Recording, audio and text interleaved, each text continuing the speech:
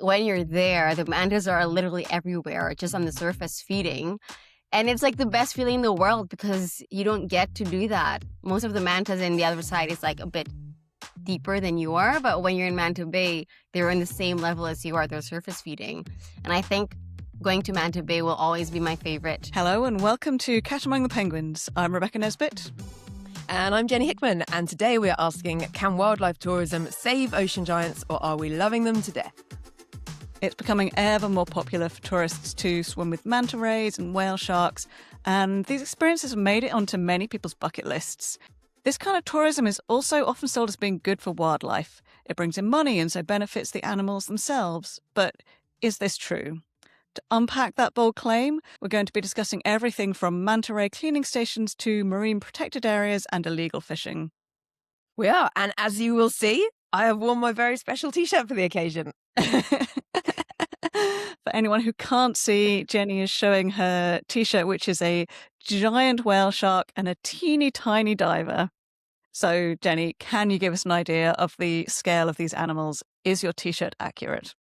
My t-shirt is accurate and actually probably undersells them a little bit. So manta rays and whale sharks are the biggest type of ray and shark in the world. So rays and sharks are like cousins. They're from the elasmobranch family.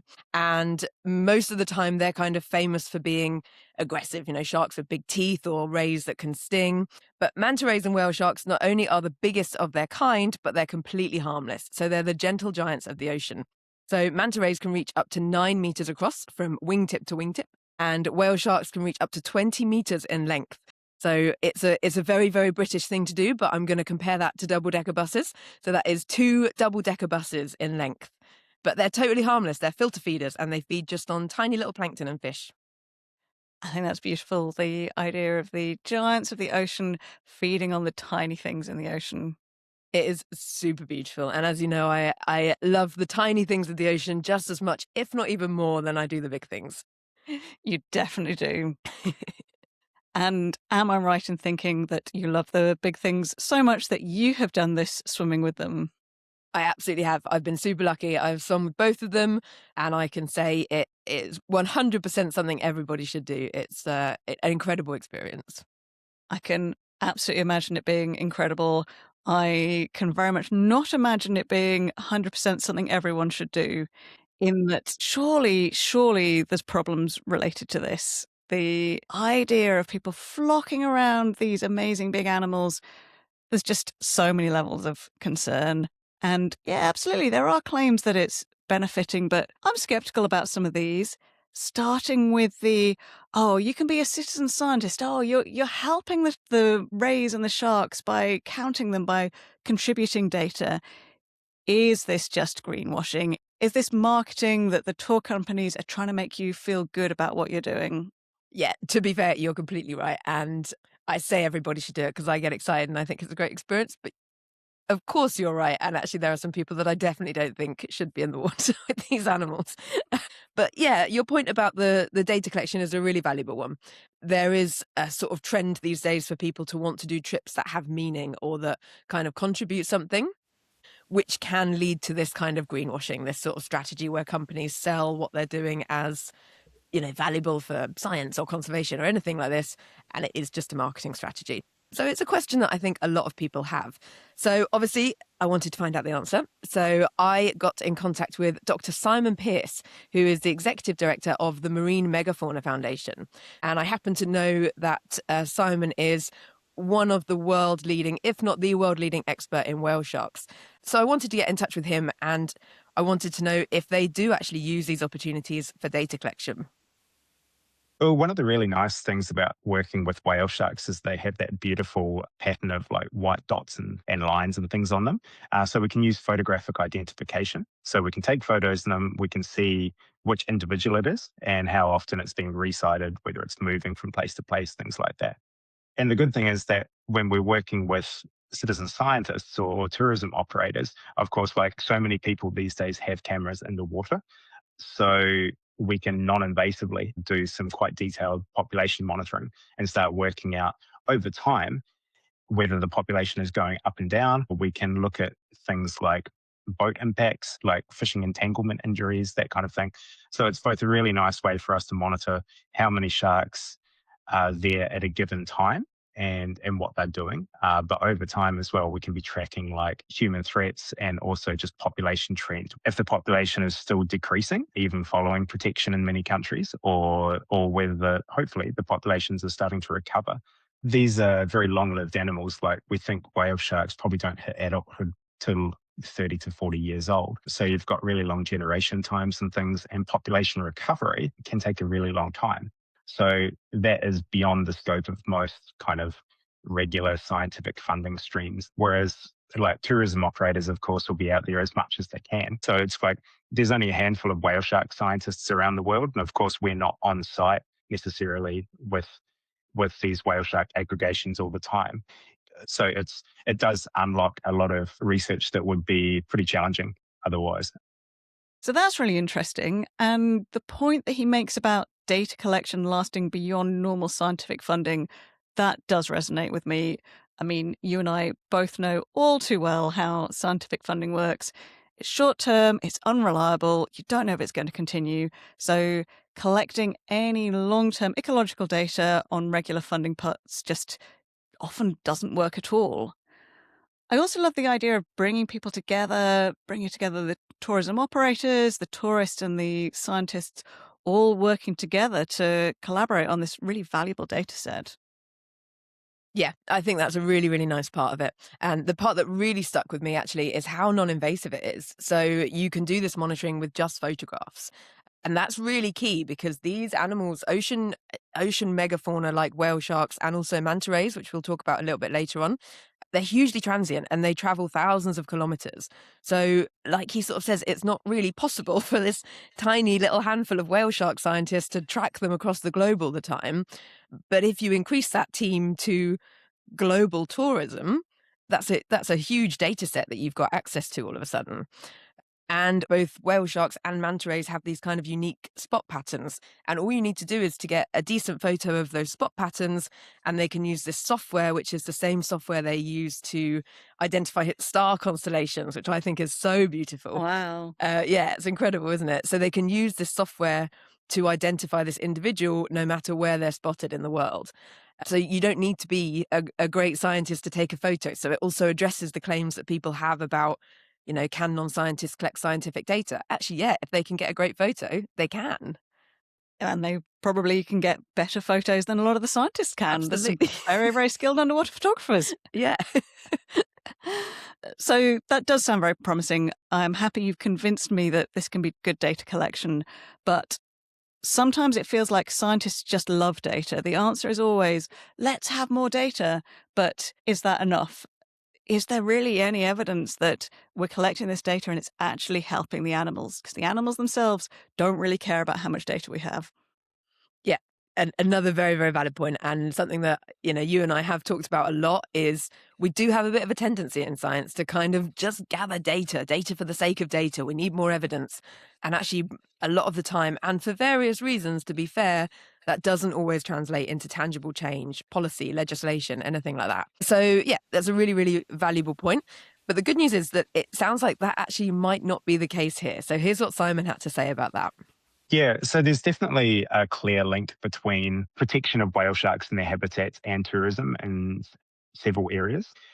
They were legally protected in the Philippines and in Honduras and probably multiple other countries as well because of their value or potential value to the tourism industry in those countries. There's been several examples of marine protected areas that have been created to primarily protect whale shark habitats, like over in the Yucatan Peninsula of Mexico, for instance. And even with like designating important habitat zones like important shark and ray areas, a lot of the time that data has been contributed by either tourism operators themselves or by scientists working with those tourism operators. So yeah, there's definitely like whale shark tourism has provided tangible benefits to whale sharks in many areas of the world. And this definitely connects to that kind of global potential for this data collection. So with animals that travel as far as these animals do, it is really, really difficult to know the kind of critical information that we need to know to protect them. So often those sort of areas that he talks about, for example, important shark and ray areas, they might be based on what's known as critical habitats for these animals. So perhaps key feeding grounds. And it's really, really difficult to have that information when these animals use so much of the ocean across so much of the year. So it's that sort of information that can actually feed into the creation of those areas. And it's because of tourism that we have a lot of that information. Those are really lovely examples of how the data produced does genuinely translate into tangible benefits. And I can also see economic incentives here. And rightly or wrongly, that is the language that policymakers often speak. So I can imagine that economic benefits from tourism is what certain people need to take this seriously. However, of course, there's always a flip side that wherever there's economic incentives, there are perverse incentives to abuse this. I know that tourism operators like this are often incentivized to, for example, chase the animals or get too close. And certainly on land, I've really seen this in safaris. You've got the jeeps chasing after the animals. It incentivizes bad behavior. Yeah, and unfortunately, this is definitely where the story does start to get a little bit confusing. Humans will be humans, and we really, really know how to make a mess of a good thing. So, as you have well predicted, this situation is unfortunately no different in the ocean than it is on land. There's other places like, I would say, South Ari in the Maldives has been created as a marine protected area for whale sharks, and I view that as a complete nightmare. It's routine to get 100 to 150 people around a single shark. When I was there were 17 boats chasing a shark in the water, and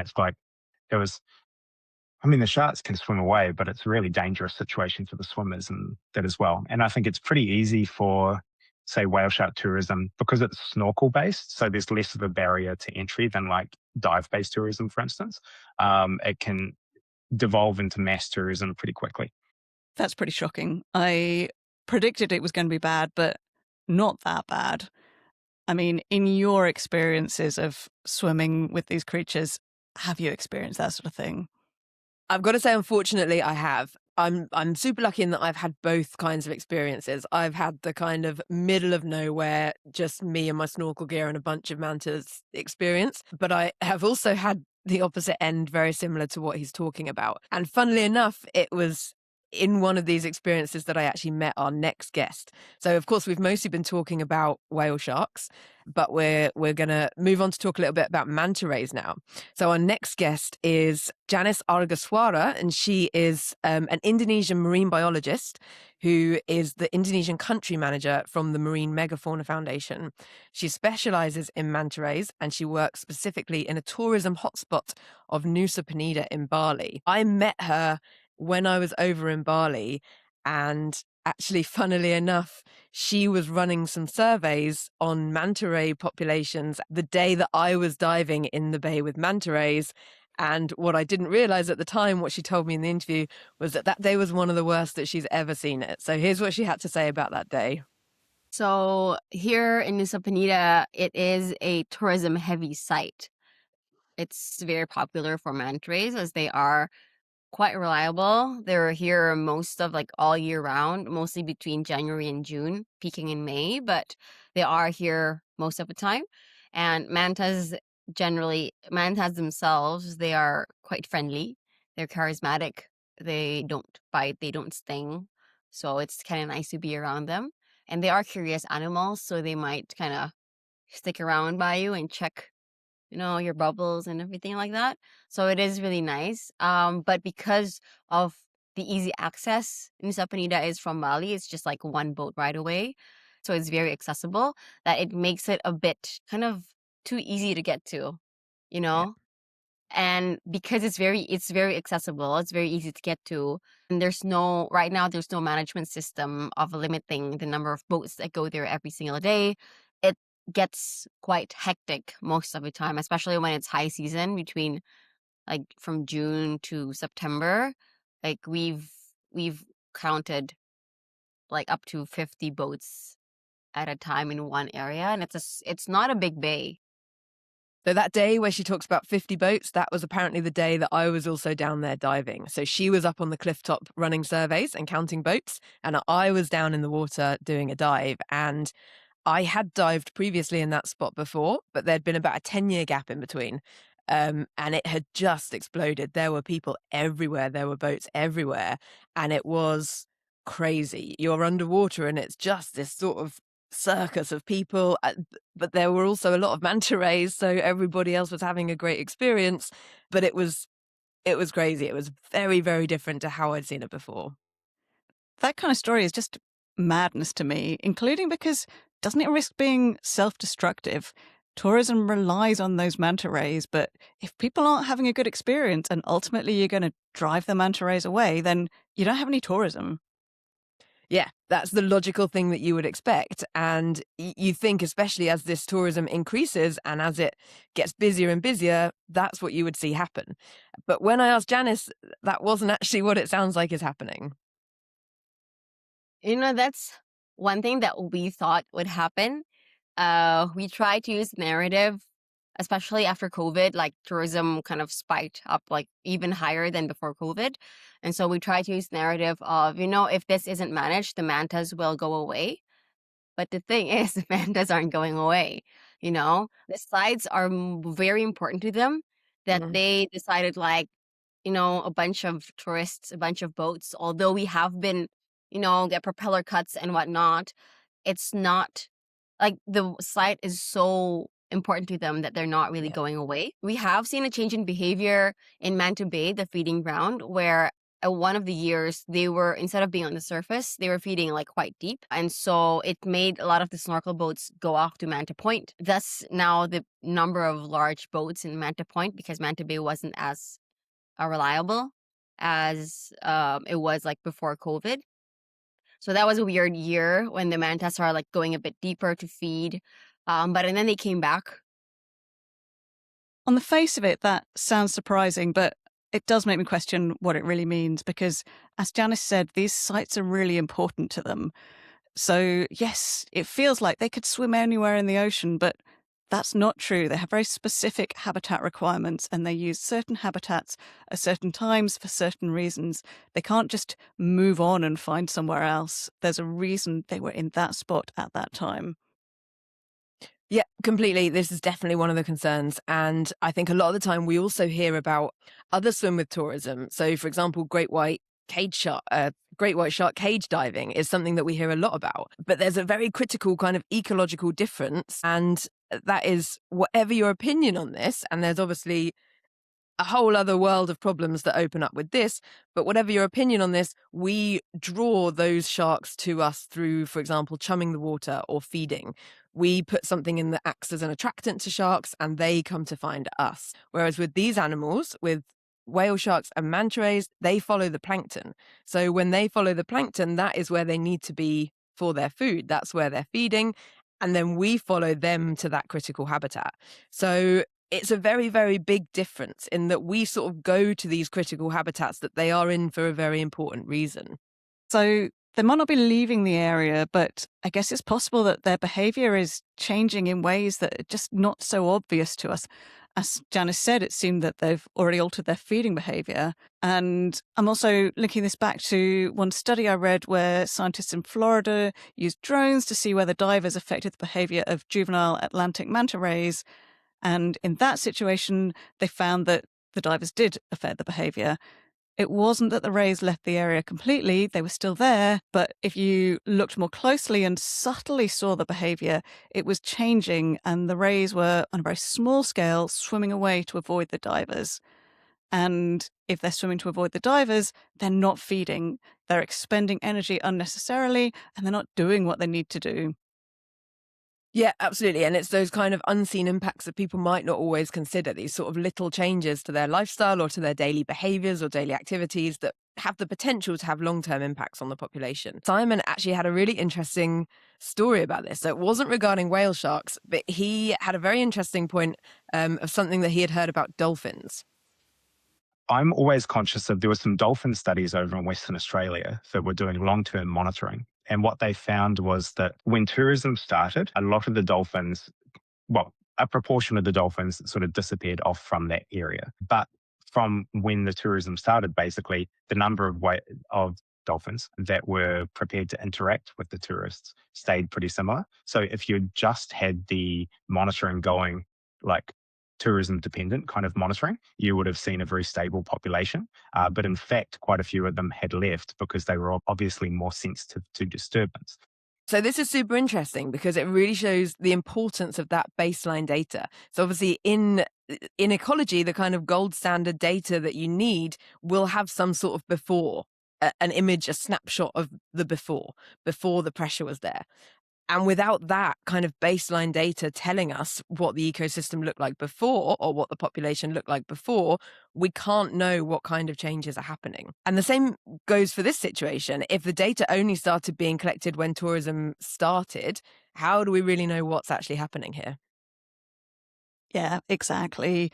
And I'm also thinking back to the fact that we're following these animals into their key habitats. And given that their key habitats are sensitive ecosystems such as coral reefs, surely we risk causing damage. Yeah, absolutely. And not only key habitats, but also really, really popular tourist hotspots. So somewhere that is already kind of attracting crowds and crowds of people and is where they're going to be very likely to want to do these experiences, where the holidaymakers are. So actually, that was kind of one of my questions for Simon. I asked him if he thought there was any potential for long-term impacts on the population as a result of things like tourism. As we've sort of talked about, it's very, very hard to tell if there's long-term impacts on the population, but actually what he did talk about is the potential for long-term impacts on their habitats. Manta rays and many other shark species, a lot of the scuba tourism and snorkel tourism to some extent as well takes place around cleaning stations, as you say, which are really important areas because they're coming there anyway for kind of hygienic reasons so the cleaner fish can eat dead skin, like pick off parasites, all that kind of good stuff that they need. It's also a real hub of their social interactions as well.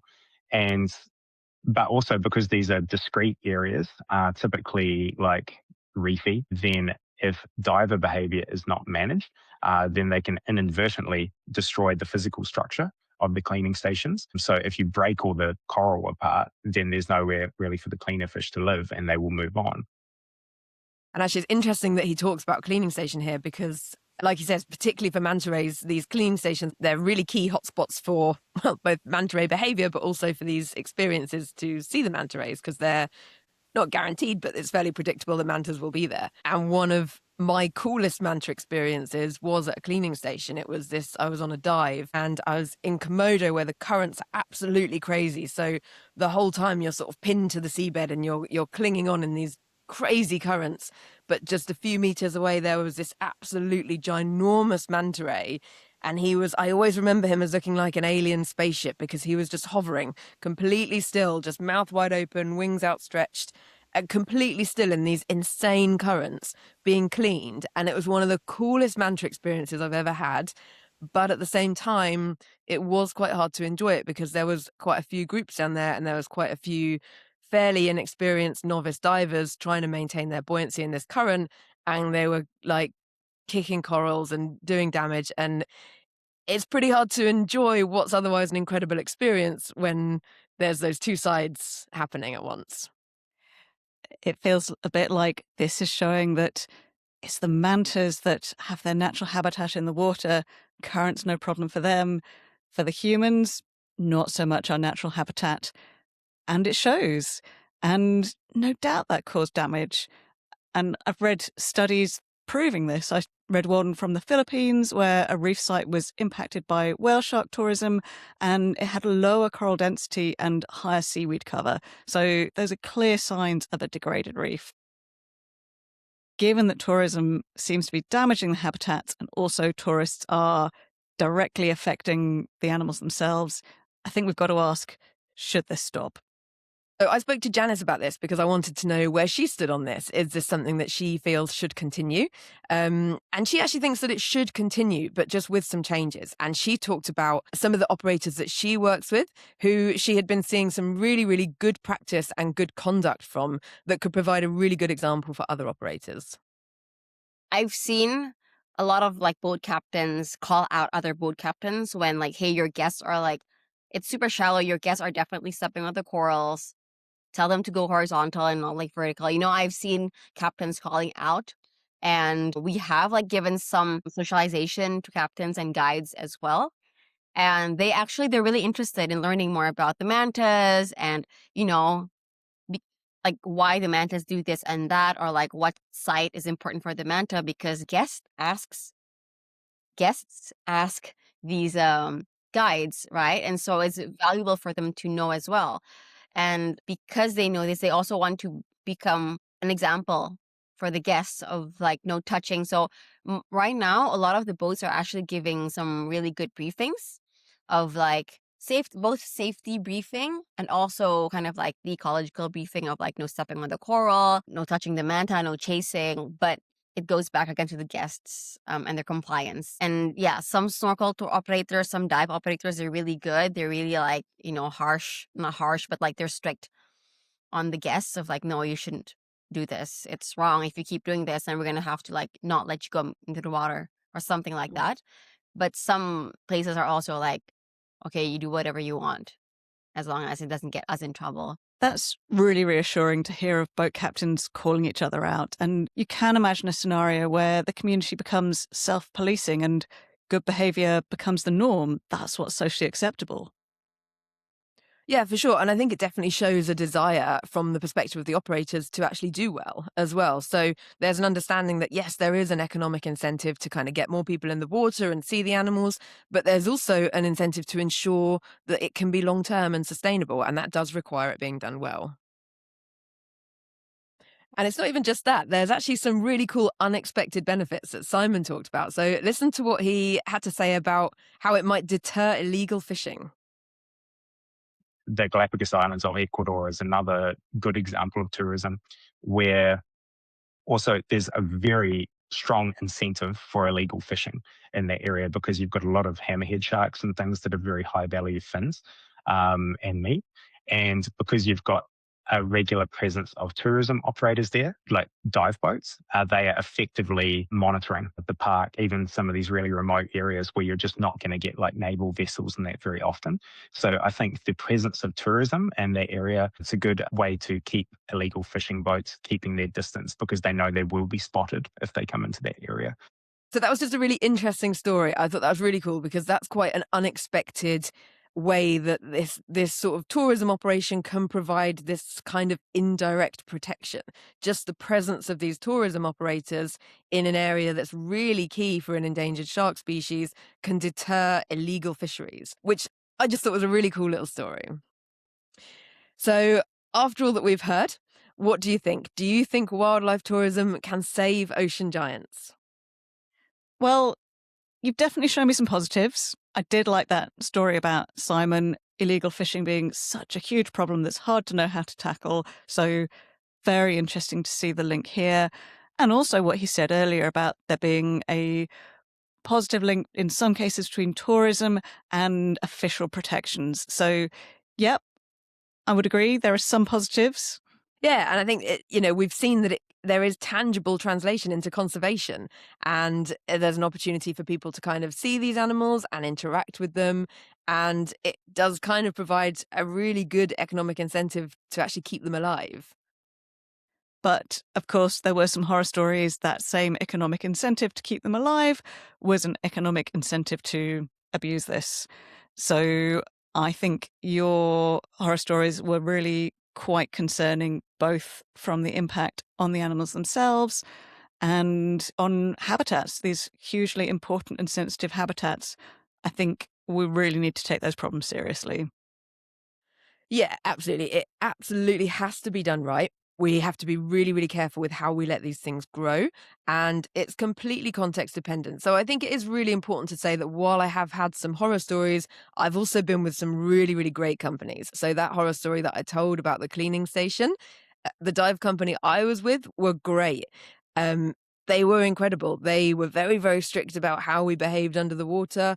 They were very, very clear about their rules. So there are really, really reputable companies. And actually, both Simon and Janice talked about some of the work they do with operators on things like codes of conduct and working together to make sure that people are aware of their behavior. So You're completely right. And the most important thing, if anybody is going to do this, is to find a reputable company. And do you have any tips on how they can find a reputable company? Yeah, I think looking up information through organizations like the Marine Megafauna Foundation or the Manta Trust, they normally work with reputable operators. But I think what we can do is we can put some information in the show notes. So I know for a fact that Marine Megafauna Foundation do run expeditions. We can link to that on our website, and we can link some information for you guys if anybody is looking to do an experience like this. I think you've convinced me that tourism does have a role to play in protecting manta rays and whale sharks. But the question was, can swim with tourism save these ocean giants?